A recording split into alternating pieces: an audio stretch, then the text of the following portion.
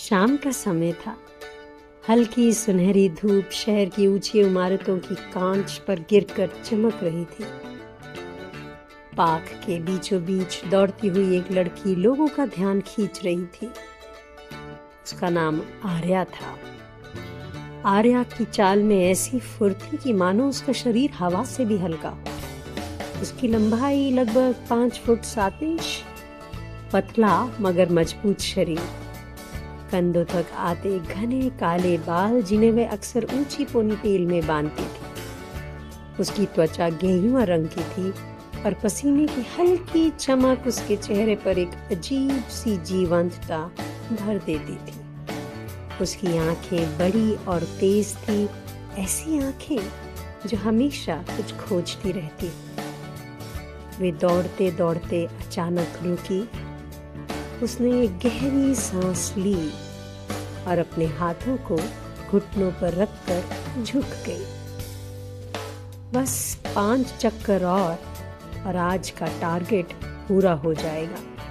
मैं हार मानने वालों में से नहीं हूं, कभी भी नहीं। पास ही खड़ा उसका दोस्त निखिल मुस्कुराते हुए बोला, तुम तो मशीन हो गई हो, कोई इतना भी दौड़ता है। आर्या हंसी। उसकी सांस अभी भी बहुत तेज चल रही थी। मशीन नहीं, आदत है। अगर शरीर को चलाओ नहीं तो दिमाग भी जाम हो जाता है। उसकी आवाज में आत्मविश्वास था। वह उन लोगों में से थी जो हर काम पूरे नियंत्रण के साथ करते हैं। कॉलेज के दिनों से ही वह फिटनेस, योग, रनिंग, मार्शल आर्ट सब करती रहती थी। लोग अक्सर कहते थे कि वह किसी भी मुश्किल को संभाल सकती है, और सच तो यही था, कम से कम आज तक।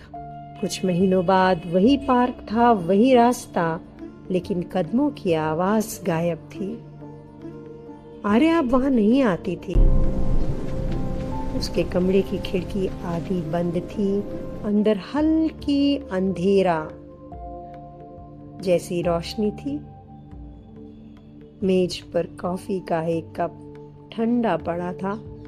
मोबाइल स्क्रीन पर बार बार एक ही चैट खोलती और बंद कर देती। उसमें लिखा हुआ दिखता, लास्ट सीन येस्टरडे। उसकी उंगलियां कांपती हुई स्क्रीन पर ठहर जाती। क्यों नहीं जवाब देता? मैंने क्या गलत किया है? उसका रिश्ता टूट चुका था, अचानक, बिना किसी वजह के। पहले उसने खुद को समझाया, ठीक है, होता है। फिर उसने खुद को दोष देना शुरू कर दिया। शायद मुझ में ही कुछ कमी है, शायद मैं ही ज्यादा बोलती थी, शायद मुझे ही रिश्ते मनाने की अक्ल नहीं है, शायद मैं ही ज्यादा उम्मीद रखती थी।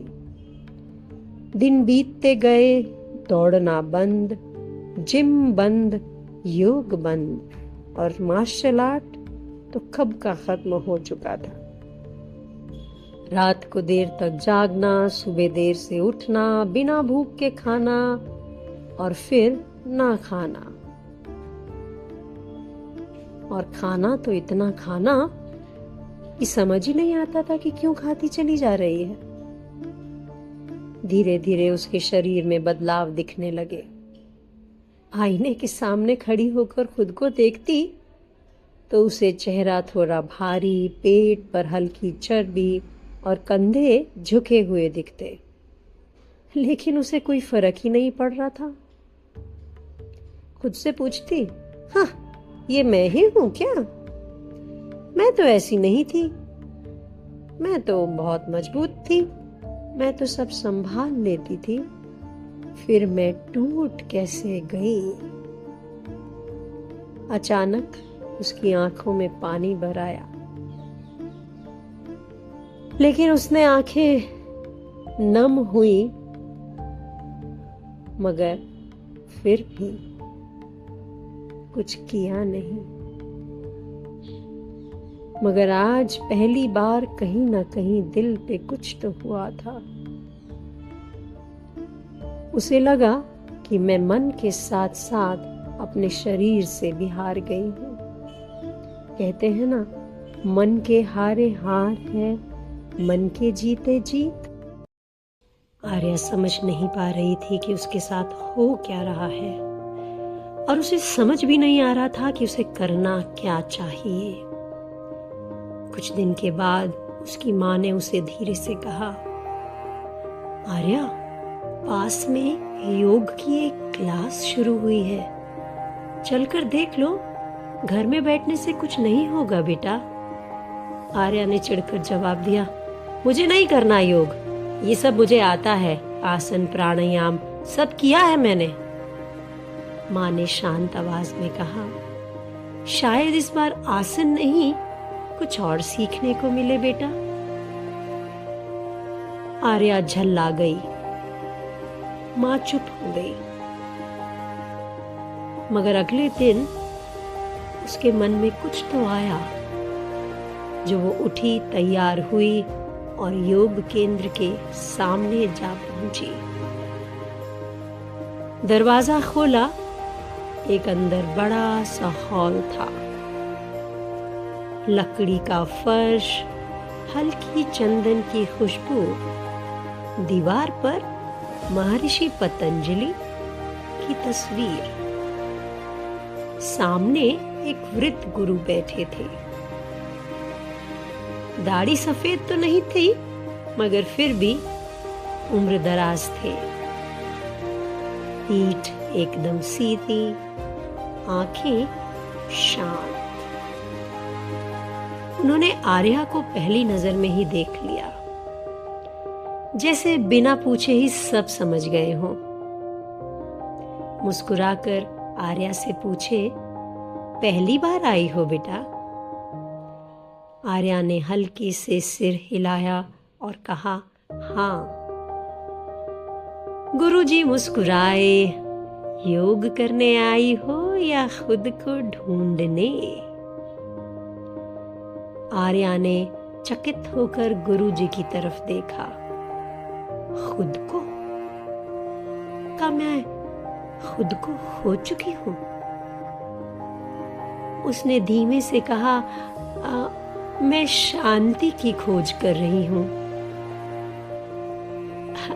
गुरुजी बोले, शांति कैसे मिलेगी, यही जानना चाहती हो? जी, मैं अपने जीवन की कुछ उलझनों में फंस गई। गुरुजी ने कहा, कोई बात नहीं, देखते हैं आगे कैसे बढ़ा जाएगा। आर्या ने गुरुजी को नमस्कार किया और बोली, गुरुजी मैं कल से आऊंगी, आज मैं वापस जाऊंगी। गुरुजी ने कहा, क्यों, क्या हुआ? खुद की खोज शुरू नहीं करनी है? गुरुजी ने इशारा किया और वो नीचे आलती पालती मारकर बैठ गई। कक्षा में लगभग सभी लोग आ चुके थे। गुरुजी ने कहा, आज हम आसन नहीं करेंगे, सभी आराम की स्थिति में बैठ जाएं, सुखासन में, और हाथों को अपनी जांघों पर रखकर आंखें बंद कर लें। आर्या के लिए आंखें बंद करना बहुत मुश्किल हो रहा था। वह झल्ला रही थी क्योंकि आंखें बंद करते ही उसे वह सब कुछ याद आ रहा था जो वह याद नहीं करना चाहती थी। गुरुजी की आवाज आई, एक लंबी गहरी सांस अंदर और एक लंबी बाहर। गुरुजी ने आर्या के पास आकर उसका हाथ पेट पर रख दिया और धीरे से बोले, तुम्हें पेट तक अपनी प्राण शक्ति को लेकर आना है, ये ध्यान रहे।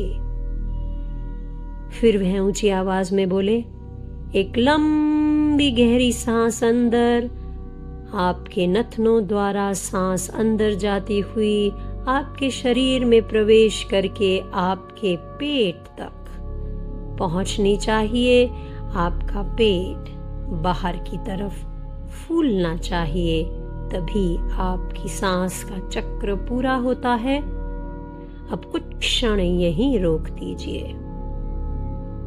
आर्या के लिए मुश्किल हो रहा था। वो बड़ी मुश्किल से अपने पेट को फुलाए रखने का प्रयास कर रही थी, मगर फिर एकदम से सारा सांस छोड़ दिया। गुरुजी ने फिर से बोला, एक लंबी गहरी सांस अंदर, पेट तक जानी चाहिए। ये आपकी प्राण शक्ति है। इस बार आर्या शायद कुछ ज्यादा देर तक होल्ड कर पाई। आर्या क्योंकि अपनी सांस पर ध्यान देने का प्रयास कर रही थी, उसके विचार उसे तंग नहीं कर रहे थे। वो बार बार सांस को लंबा खींचने का प्रयास करती और बार बार लंबा धीमा छोड़ने का प्रयास करती। ऐसी 5 प्रक्रियाओं के बाद गुरुजी ने सबसे कहा कि अब अपने विचारों को देखें। आर्या के विचार उतनी तेजी से नहीं आ रहे थे। विचार कुछ शांत लग रहे थे। आर्या हैरान थी। अरे वाह, क्या सच में ये सब कुछ हो सकता है? मगर फिर से उसको विचार वापस आकर घेरने का प्रयास करने लगे। मगर इससे पहले कि वो अपने विचारों पर ध्यान दे सकती, गुरुजी की आवाज आई। महर्षि पतंजलि कहते हैं, योगश्चित्त वृत्ति निरोधः, अर्थात योग चित्त की वृत्तियों का निरोध करता है।